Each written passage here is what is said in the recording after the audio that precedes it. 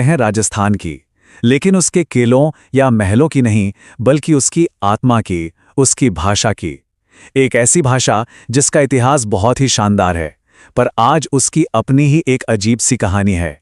ये कहानी है लाखों लोगों की पहचान की। अब देखें, ये कितनी अजीब बात है। भारत का सबसे बड़ा राज्य और उसकी अपनी भाषा को ही हमारे संविधान की 8वीं अनुसूची में जगह नहीं मिली। करोड़ों लोग इसे बोलते हैं, लेकिन फिर भी ये आधिकारिक लिस्ट से बाहर क्यों है? कई कवि तो यहां तक कहते हैं कि इसके बिना राजस्थान गूंगा है, एक ऐसे मंदिर की तरह जिसमें मूर्ति ना हो। तो चलिए आज इसी पहेली को समझने की कोशिश करते हैं। अच्छा, इस पूरी बहस को समझने के लिए ना हमें सबसे पहले भाषा और बोली का फर्क समझना होगा। ये बहुत जरूरी है। देखिए, मशहूर राजस्थानी कवि कन्हैया लाल सेठिया ने बहुत खूब समझाया था, भाषा वो है जिसका अपना साहित्य हो, जो लिखी जाती हो, और बोली वो है जो सिर्फ बोली जाती है। तो मतलब मारवाड़ी, ढूंढाड़ी, मेवाड़ी, ये सब बोलियां तो हैं, पर इन सब की जड़ वो एक ही भाषा है, राजस्थानी। तो अब सवाल ये उठता है कि भाई ये राजस्थानी भाषा आई कहाँ से? क्या ये कोई नई नई बनी हुई भाषा है? जी नहीं, बिल्कुल नहीं। इसकी जड़ें इतनी गहरी हैं ना कि आपको हैरान कर देंगी। तो चलिए इसके सफर पर एक नजर डालते हैं। देखिए, ज्यादातर उत्तर भारतीय भाषाओं की तरह इसकी कहानी भी शुरू होती है प्राचीन आर्य भाषा से, फिर उससे बनी वैदिक संस्कृत, फिर आई शौरसेनी प्राकृत, और फिर करीब 12वीं शताब्दी में इसी शौरसेनी प्राकृत से एक नई भाषा ने जन्म लिया, गुर्जरी अपभ्रंश। ये उस समय राजस्थान और गुजरात के पूरे इलाके की भाषा थी। और यहीं इसी गुर्जरी अपभ्रंश से इस कहानी का सबसे दिलचस्प मोड़ आता है। इसी एक भाषा से दो सगी बहनों जैसी भाषाएं पैदा हुईं, एक राजस्थानी और दूसरी गुजराती। और यही बात सबसे अहम है। ये साबित करता है कि राजस्थानी किसी और भाषा की बोली नहीं है, बल्कि अपने आप में एक पूरी, स्वतंत्र और ऐतिहासिक भाषा है। अच्छा, किसी भी भाषा की ताकत उसके साहित्य से पता चलती है ना? और राजस्थानी साहित्य तो कमाल का है। इसकी दो बहुत ही खास साहित्यिक शैलियां हैं, डिंगल और पिंगल, और ये दोनों ही इस बात का सबूत हैं कि ये भाषा कितनी मजबूत और कलात्मक रही है। अब इन दोनों में फर्क भी बड़ा मजेदार है।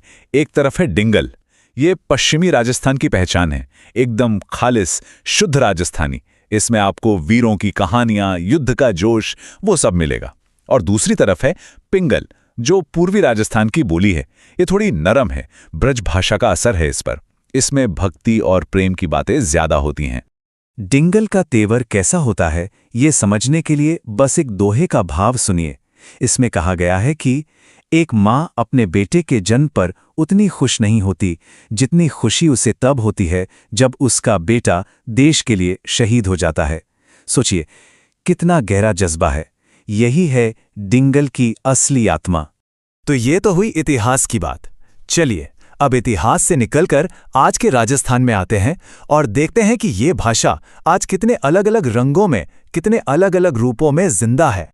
और ये आंकड़ा शायद आपको चौंका देगा। 2011 की जनगणना में पता है कितनी राजस्थानी बोलियां दर्ज की गईं?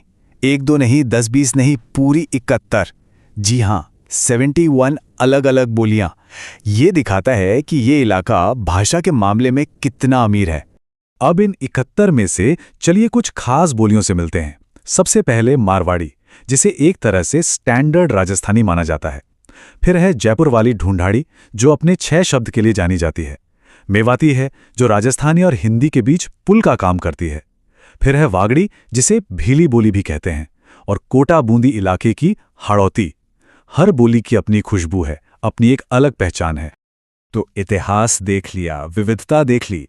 अब वापस आते हैं आज के दौर में, जहां इस भाषा को अपना हक दिलाने, अपनी पहचान को साबित करने की लड़ाई चल रही है। देखिए, ये पहचान की लड़ाई कोई नई नहीं है। इसका सफर बहुत लंबा है।